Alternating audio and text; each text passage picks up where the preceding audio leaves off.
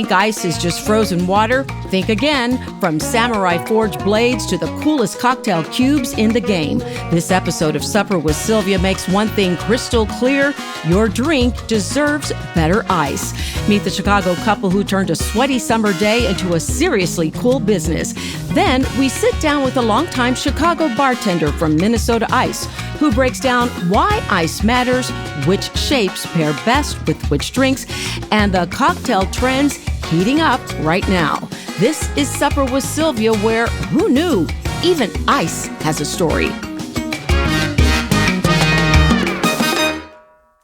Audrey Sullivan with Quari Ice. Thank you so much for joining me. Tell everybody, what is Quari Ice? When you think about Quari Ice, so Quari means ice in Japanese. We went to Japan to study the art of ice. And Quari is designed to elevate any beverage. It's completely pure, slow melt ice for any drink at home, whether it's a cocktail or a mocktail or a kombucha or coffee for that. And that's interesting that you say that, because when I think of your ice, I think of you a cocktail, but you're right, you can use it in so many other things. So tell me how this all got started. I understand 2015 was the year that you put it out to market. How did this come about? Yeah, so we're based here in Chicago. Me and my partner, my husband, Neil, we were sailing at the time. We were both in corporate America, and I had just learned how to sail, and we started sailing on Lake Michigan, and we were with some friends and drinking margaritas of all things, and on a really hot day in Chicago. And for people who are familiar with Chicago, it is muggy. It can get really hot in the summer, and we're in the middle of Lake Michigan, and all of our ice melted. Our margaritas were warm.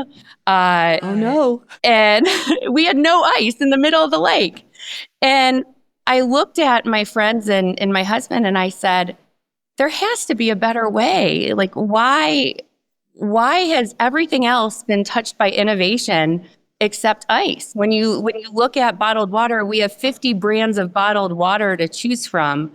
But when it comes to ice, we have, bags, and it melts fast. And so that's really what started it. Yeah, and I understand, too, that you were maybe enjoying your margarita and the ice had melted and it changed the flavor of your drink, and that drove you crazy, right? Oh, yeah, it did. And it that's a great point, because regular ice, it changes the profile of whatever you're drinking.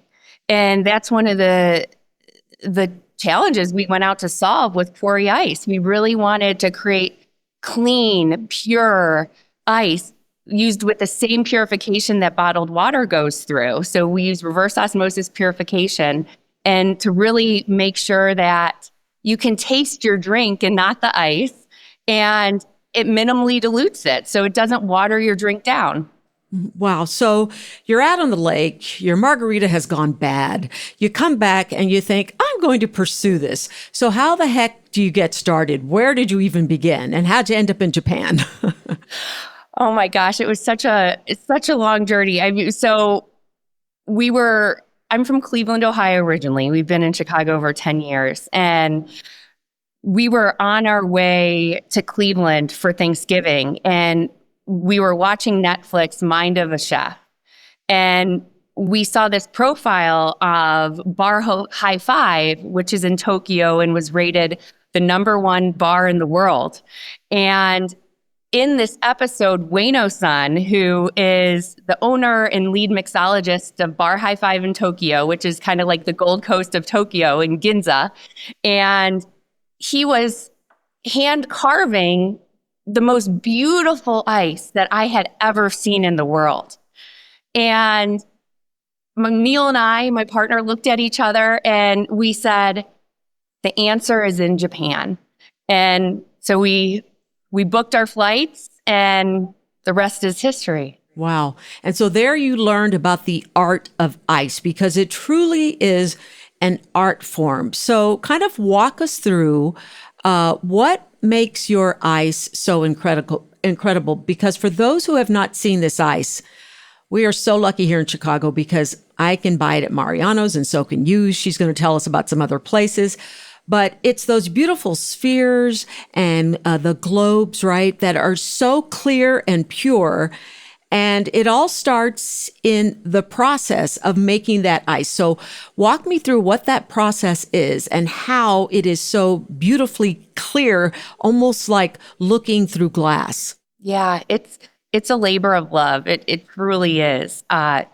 It starts with purification. So the same purification process that bottled water goes through, we use a reverse osmosis purification system. And so it goes through numerous layers of purification, and then it goes into what we call our ice block makers, which are stainless steel baths, like the size of a bathtub. And it takes 3 days to freeze a 300-pound block of ice, because it's called directional freezing. The water moves as it freezes. And so what happens is it takes the purified water and takes all of the air bubbles out as it freezes. So it makes a really dense block of ice. And then we harvest that 300-pound block of ice, and we cut it using the same steel used to forge samurai swords, because that's where we received our technology from Japan. That's where we get our cutting technology, and we hand cut it so that it's precision cut and really seals in the density of the ice, which leaves you with a crystal clear and beautiful cube that melts slow. Wow. So what does the average block of ice, or maybe what does the average cube, how many days does it take to get that one cube I'm going to put in my cocktail to perfection? From beginning until end, it takes 3 days. Wow. 3 days. Yeah.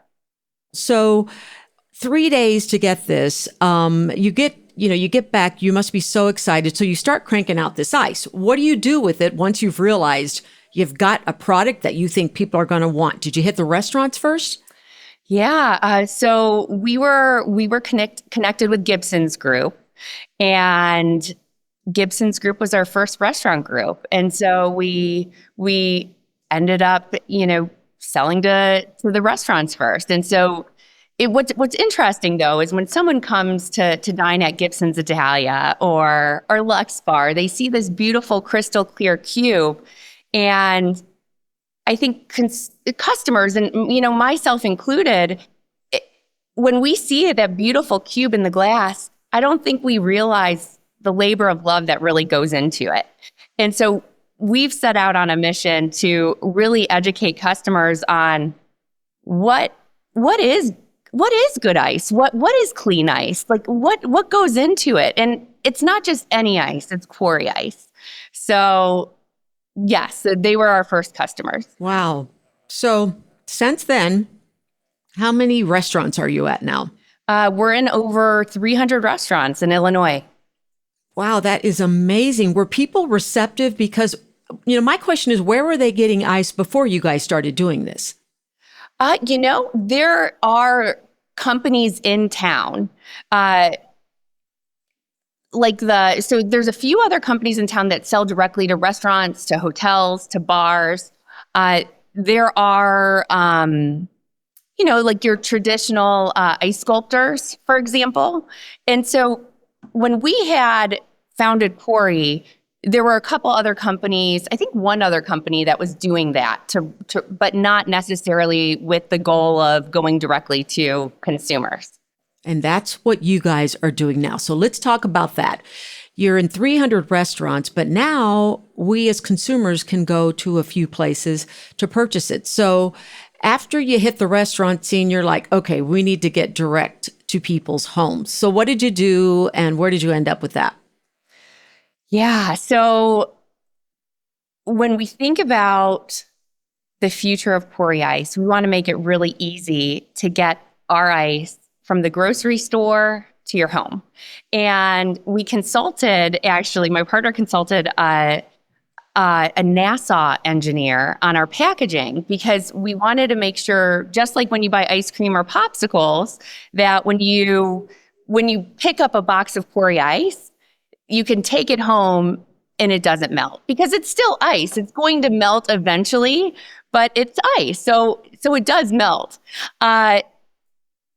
When we decided to go into grocery stores, so for example, Binny's was our first real retailer, we wanted to make sure that customers also knew this was available. So when we launched in Binny's, we had a reefer truck. We bought a reefer truck. I was driving around the reefer truck. My husband was driving around the reefer truck. Never in my life, my parents owned a restaurant growing up, but never in my life did I think I would be, driving around Chicago in a big truck. And it also took some time for customers to realize what it was, because we've just never had this option before. And over time, I think through organic conversations, the word got out.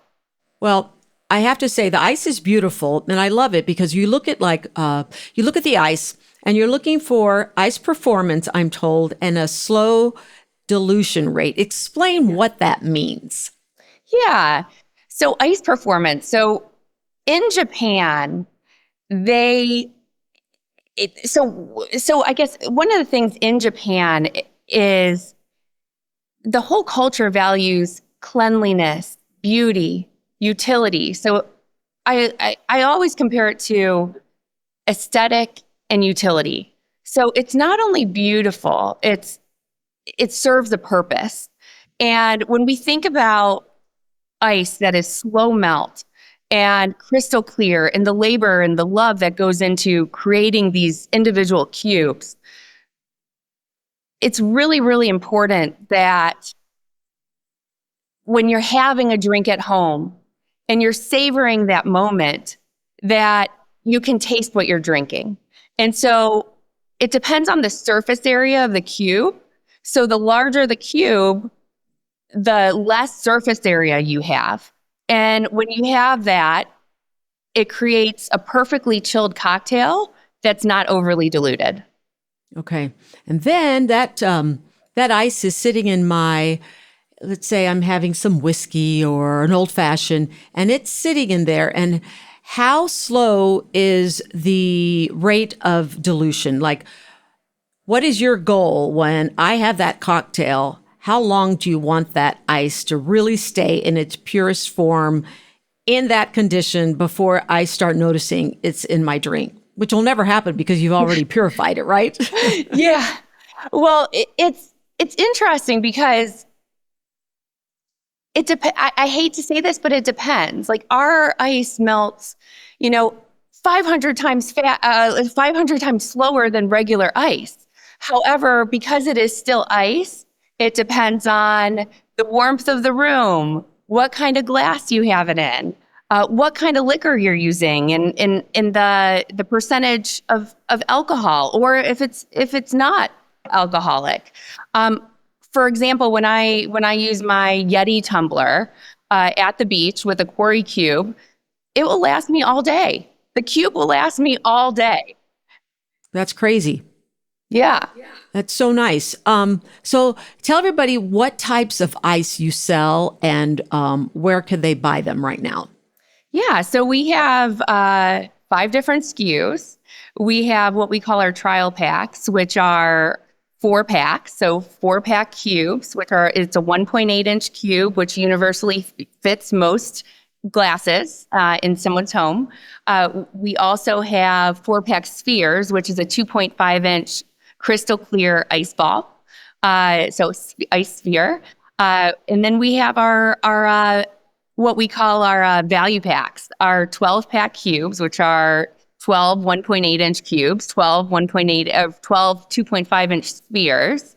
And we've had customers say that, they spend over $1,000 on a party and they buy a couple 12 packs of Quari Ice, and everyone can only talk about the ice because it elevates the experience so much. And then we have our 3.5 pound bags. I love it. Okay.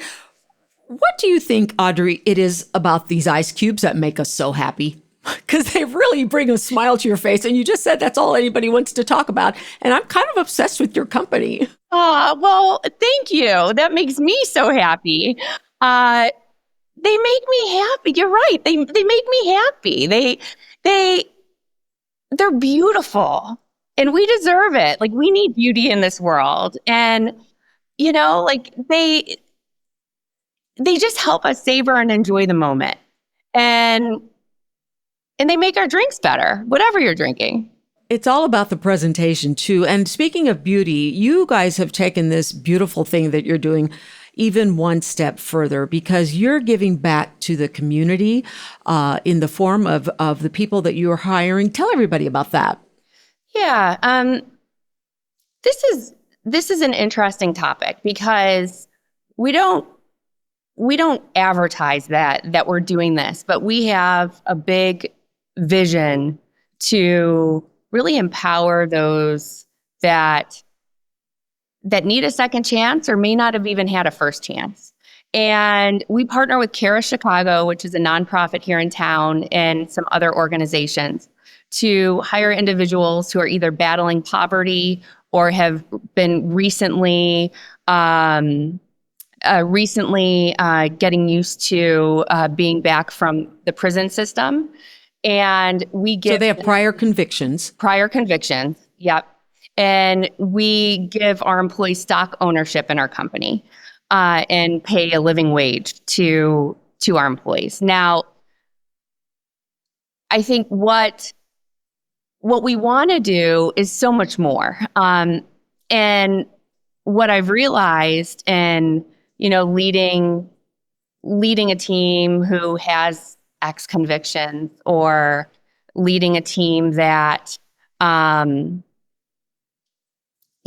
other challenges, like the battling with poverty, is it's really difficult as a small business to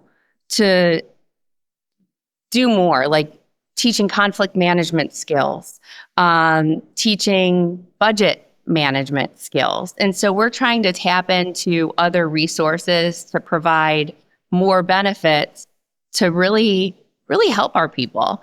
And tell you what, I've worked in corporate America my entire career, and it's been the most rewarding and just humbling experience to have this team, because they're couriers, they're partners of ours, and I don't look at myself as any different than them. So you're creating this beautiful company. You're helping yourself. You're helping your community. Let's talk about the future. What's your goal in the future? What are you guys up to? What's next? Yeah, so we're growing. People love Quari Ice. So thank you to those of you that love Quari Ice.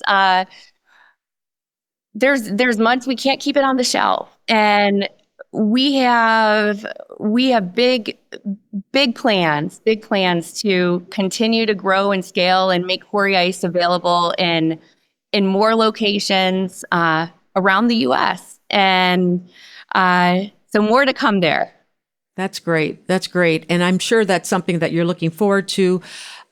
Has the success of the company been more challenging than you expected, or more successful than you dreamed of? The success has been, so I think that's it. It's a hard question because it's been a challenging journey to get Quari Ice up and running. If I were to know what we had to go through to create Quari Ice, I don't know if I could sit here and say I would go through that again. That said, I feel like customers have spoken and the product market fit's there. Customers love our ice. And I knew there was a need, but I never imagined that customers would love it as much as they do. And every time I hear a story or hear how someone uses our ice and how they're a fan, it just inspires us to keep going. So I think it's both and. Yeah, sure. Yep, that's all part of the process, part of the journey. So again, just to let everybody know, in Chicago and Wisconsin, in Illinois and Wisconsin, where can we get our hands on your ice, or should we go to your website? What do you suggest? Yeah. So you can go to our website. You could go to our Instagram page, Quari_Ice. We sell ice at Mariano's, at Jewel, at Binny's, Sunset Foods, and Heinen's, and then some other liquor stores as well. Okay. And so if you had to say what your favorite thing about this whole experience has been for you, because you said you were in the corporate world forever, so I'm assuming maybe this has become the full-time world for you right now. What is your favorite experience through this whole journey been for you with Quari Ice? I would say the people, the people on my team, the suppliers that inspire me every day, like Amanda Puck, and our customers. That's what keeps me going. Yeah, it's a lot of fun. It's a fun product. And when I thought Quari Ice, I was thinking of a rock quarry, which is, I'm sure, the play on words. Yes. But you were telling us about the Japanese spelling and version of this. But either way, you get this picture in your head of what this product is. And as I said, it brings me such joy and happiness to use one of your blocks of ice. Any future plans for different shapes or sizes that we might be seeing on the shelves? I don't know. We'll see. We'll see. I think our customers will talk. I've had some customers come to us and say that, they want us to freeze fruit in our ice, or for holidays, make special holiday editions. And so we are in talks with some co-branding type opportunities, and maybe we'll have special shapes or flavors for different holidays throughout the year eventually. Wow, the possibilities are endless. Audrey, thank you so much. This was such a fun conversation, and so excited to actually meet you. I want to come out and see your facility because I want to see how those cubes are made. Just listening to it is a fascinating thing. And who knew, as you said, that it was such an intense labor of love to get that Quari Ice in those individual glasses for all your consumers. So thank you again. Such a pleasure to talk to you. Thank you. Next up, a Chicago bartender from Minnesota Ice breaks down why ice matters, how to make a gourmet cube at home, and the cocktails heating up the bar scene. Stick around, we're just warming up. Hey foodie friends, if Supper with Sylvia feeds your soul like it feeds ours, show us some love. Subscribe, like, leave a kind review, and share it with someone who loves a good story and a good meal. Thanks for joining Supper with Sylvia. It's the love of food that brings us together, but it's the stories behind each bite that brings this to life. So I'm joined today by Richard Beltzer. Richard and I met about a month or so ago when, Richard, I invited you to come in and do a news segment with me because you guys had sent me a pitch about trending cocktails and, what the cocktail scene is these days. But a little further down, there was a whole thing on the fact that you actually sell ice and distribute ice to some of the finer restaurants in Chicago. And I was fixated by that. What's up with all this decorative ice now? When did this trend become such a thing, and why? Right. I think cocktail ice, specifically maybe in Chicago, has definitely been popular in the last 3 to 5 years. We've seen bars do it maybe on a smaller scale, probably like 10 years ago. And then, New York was like one of the first. I think they were one of the first to introduce big cocktail ice and clear ice, but they've always maybe on the drink side been a little ahead. So yeah, they're definitely more popular in the last couple of years. Okay. Does it make a difference in our drinks? Yeah, it 1000% does. It's the reason why is that, when you're chatting, if you're catching up with friends, you don't want your drink to, get watery or dilute. So, with big ice cubes, the drink and the flavor kind of sustains over time. So, you can have a chat with a friend and go back to your cocktail and feel like, oh, it still tastes like good versus it being, watered down, especially if you're outside and the weather's nice. Yeah. So this is really fun. So I have brought you to look at my ice mold. Okay. My listeners can't see this, but I'm showing this to you. So this is this ice mold because I love the fact that you can make your own ice, and I wanted to do it at home, and I wasn't doing such a good job. So whenever I make my ice, this is a mold for the balls, and Cheers, yeah. yeah, and it's not coming out right. What am I doing wrong? I want everybody at home who has molds to learn what kind of molds should you have and how do you do it properly? Right. The molds, you only can do so much. So the one thing is that your freezer being a consistent temperature. So even when you're opening and closing it, if you're using it a lot, that change in temperature can really cause those cloudy parts of your ice, right? Versus it being clear.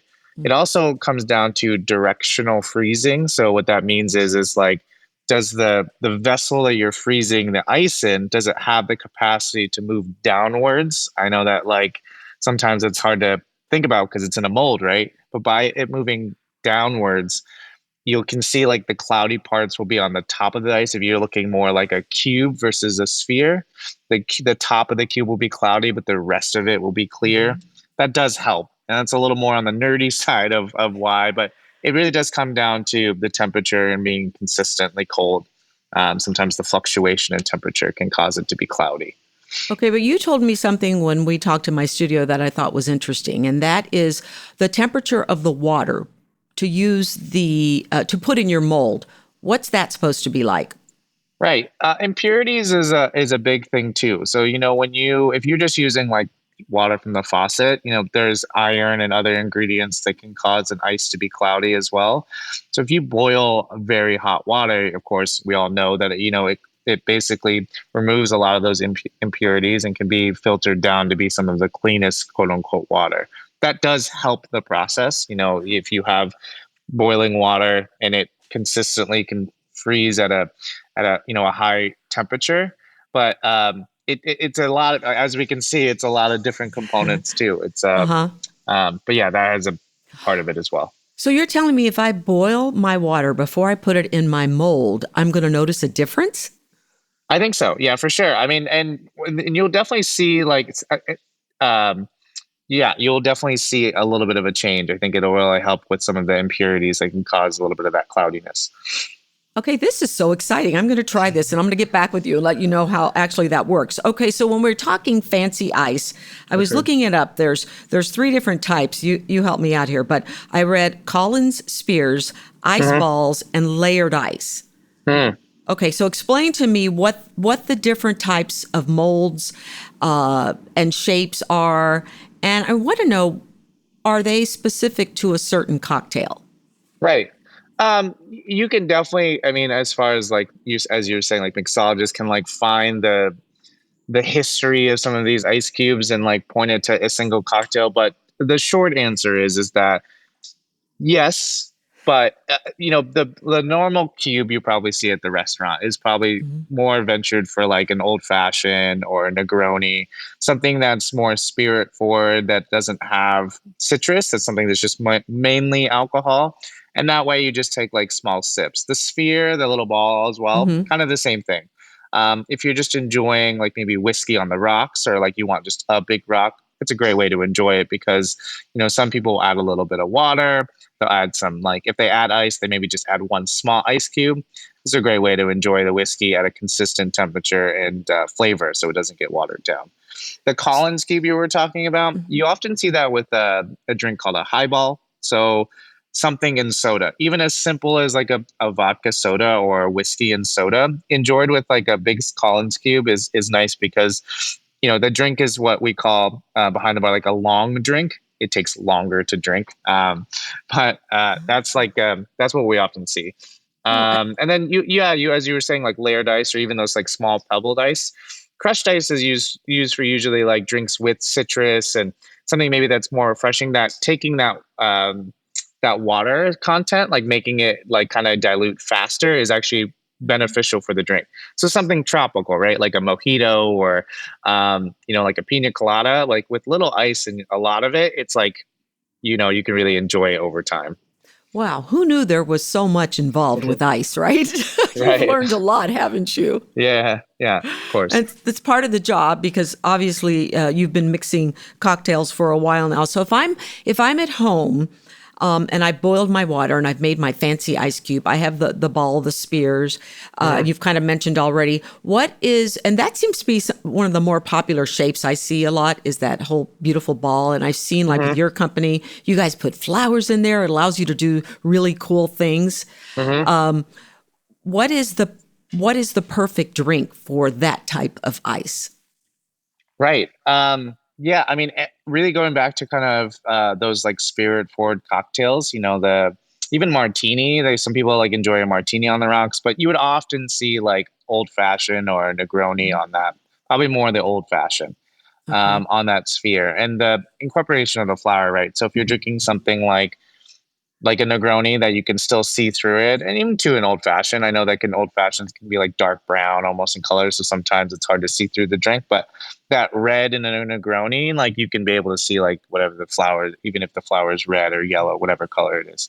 But really too, I think that kind of, as we've been discussing, like enjoy everything on it. It's pretty, right? It is. Like I think that whatever home cocktail you're making and you just want it to be cold and you don't want it to be watery, like just put it on the big sphere with the flower in it, I love that. No stress, no stress. Okay. We were at Bar Kumiko the other day, which I love, and I want to ask you later about some of your favorite spots, right? And they had the long ice. And before she put it in our drink, she shaved off the top four corners. And so we were wondering, is that more for art or does that serve a purpose in the drink? Definitely an aesthetic and an art. The Japanese culture and Kumiko being more of kind of influenced by that, like there's history, for long years that the Japanese kind of created that art in the ice. But also too, when you're consuming the drink and if the ice moves, right? If it was just flat, sometimes it can kind of be a little uncomfortable as you're drinking, right? But if as they shave it, where it's a little less invasive, enjoying the drink, it's kind of a little more comfortable to consume. So I think there is a little bit of a use for it, but primarily just the respect for the ice. The Japanese are very like respectful for the culture, and then aesthetic too. Okay, so speaking of trending, as somebody who is very on top of what's going on in the restaurant scene, maybe take a look at, I'm hearing that Gen Zers specifically aren't drinking as much alcohol, and that if they are, it's usually cocktails, and they're not big wine people. So how has that impacted the spirits industry, and would you say that's true? I would definitely say that like the younger generation is consuming less alcohol in general, but cocktails, whether they're even non-alcoholic or alcoholic, like the aesthetic, the flavors, they're here to see the kind of creative part of that, and the ice translates to that. Ice doesn't need to always be in an alcoholic cocktail, and I think that some people have took the extra step to put them in an NA cocktail, but definitely an accurate trend for sure. A lot more NA beverages, or just, if they're drinking cocktails, they want, and the value of it, they're like, I'll spend $16 on a nice cocktail and it's got pretty ice and a garnish versus, maybe buying a $12 glass of wine or something. Yeah. It's interesting too, because I joke with my daughter because she's in that age group. I feel like her age group is bringing back things that we used to have. For instance, there seems to me there's been a big resurgence in things like an old fashioned, maybe a Tom Collins. What I love is her generation is going back to that, but they're acting as if they're the ones who started this. No, and you're so right. It's funny because it's like, I'll still work behind a bar like one night a week and a couple nights a week, and I get a Cosmo call or a Mojito call, and I'm like, Yes. and it's same. I've been bartending for around 15 years now, and it's just it's crazy to see these like very first classic cocktails kind of have a resurgence, and which one's more popular. I feel like we're all taking the gamble. Like, what's the next popular old school cocktail? Yeah, I don't know if you watched that Palm Royale show, but they brought back the grasshopper drink. I saw that. And so what would you say is trending right now when it comes to cocktails? Yeah. As I mentioned, the Cosmo, I feel like the Cosmopolitan is a little popular. The lemon drop, those like New York martinis that were like really, really cool in the 70s and, and early 80s. In the Midwest, the old fashioned is is always going to be popular. I just think with like Wisconsin and your Mhm. variations on an old fashioned, I don't think that will ever lose popularity. But I think that also like maybe more people are traveling to Italy, and I feel like a lot of more Italian restaurants are there. The Aperol Spritz, Yes. and too, like even as far as the Negroni, because it's like it's bitter, it's not super sweet. But always too on the back end of all of it, the espresso martini is still going to continue to be popular. I think variations of that are going to be more popular, but I think coffee and alcohol people still very much love. So when you're working at a bar and you have different generations coming to sit and order, can you almost predict what they're going to order?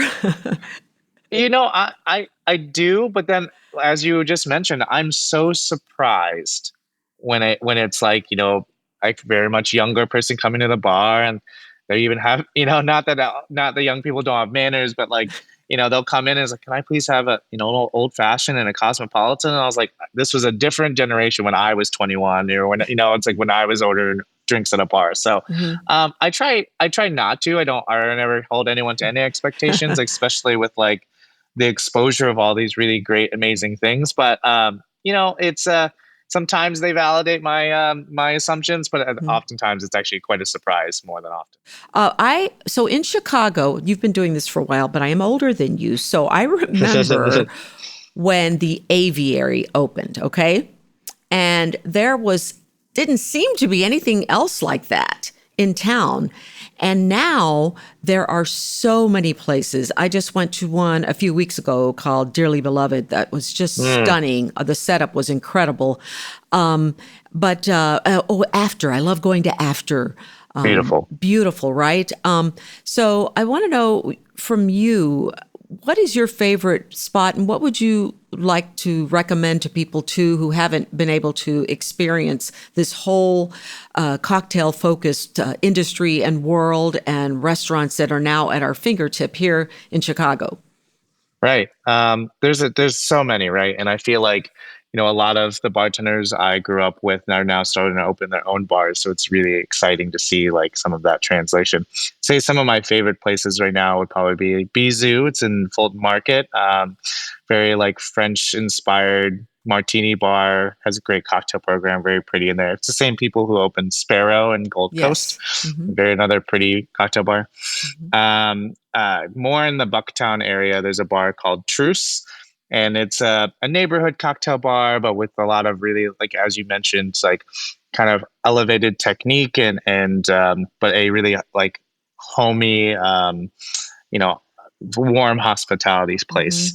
Hmm. Um, Another bar I think is great is even that, it's a restaurant, but Daisy's Yeah. in Logan Square. Their cocktail program is spectacular, and Hmm. they just got kind of notice with the other cocktail bar called Meadowlark, not far from Daisy's, and also in Logan Square, more of a speakeasy. But those two were just awarded some prestigious cocktail awards recently, so definitely worth a visit. Yeah, you mentioned all places I've heard of. I love Daisy's, and I love Mhm. going there for the cocktails, the food, and the desserts. The pastry chef there is incredible.